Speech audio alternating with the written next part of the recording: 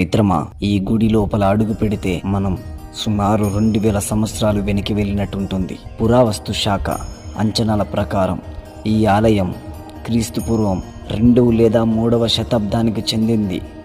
ఈ గుడి ప్రాంగణం విమాన గోపురం చూసారా, దీన్ని గజవృష్ట ఆకారం అంటారు.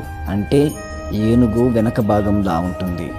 శాతవాహనులు, పల్లవులు, చోళులు ఇలా ఎందరో గొప్ప రాజులు ఈ గుడి కాలక్రమేణా అభివృద్ధి చేశారు. ఇక ఈ గుడిలో అసలైన అద్భుతం గర్భగుడిలో ఉన్న శివలింగం.